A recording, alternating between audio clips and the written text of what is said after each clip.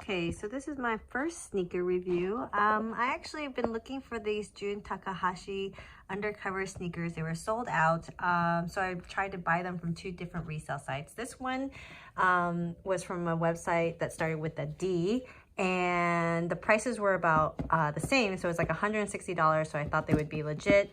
And then I ended up paying just a little bit more on StockX, and they have like this whole verified authentic thing.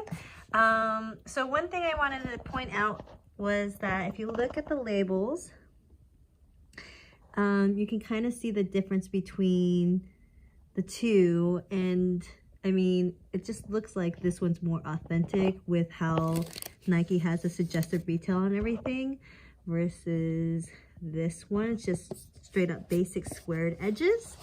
And then when I start to look at the shoe, you can see the back has the U on here versus the black U. So that's different in style. When I turn on its side, so it's got like these polka dots. I don't know if you can tell, but this one has less polka dots than this one.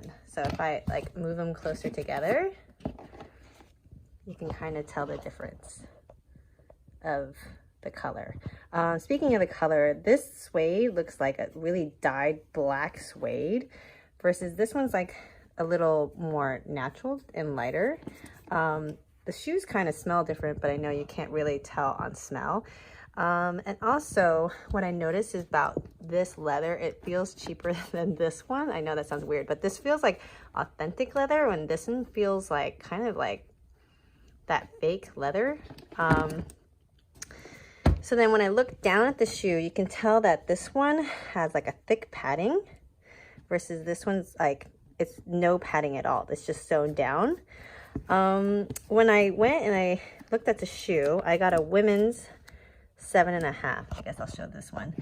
It has this label. So what I noticed was like, I could totally just pull this label out.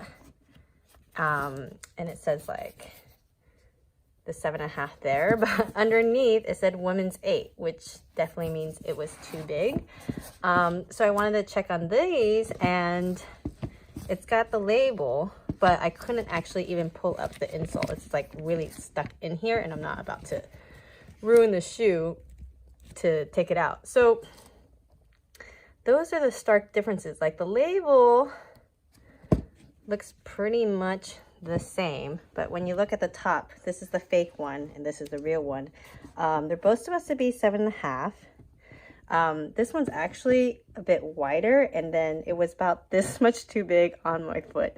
So that was another sign that I thought made it fake. The back end of it kind of looked the same. I still had the patent numbers and everything.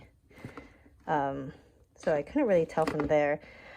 The fit on the verified authentic ones were snug, and I always buy Nike 7.5, so it fit exactly my size versus this fake one that obviously was a women's 8 and not on a 7.5. Let's see the box.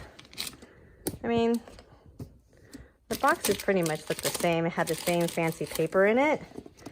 I will say that these smelled a little different. Like this kind of smelled like this weird rubber, and then this one didn't. So I'm not sure if that makes a difference at all. I tried to complain and called this company out that they sold me fake shoes. And the response was that I can mail them back to their company, which cost another $60 to mail back, and they would reimburse me. They wouldn't give me a return label, so that kind of sucked. So I'll probably dispute it with my credit card company as a fraud charge versus these ones. So you can kind of tell even just the way the Nike symbol looks on both of them. So I'm really happy with the StockX purchase and paying a little extra than paying this and just getting these like whack-ass shoes. So there you go.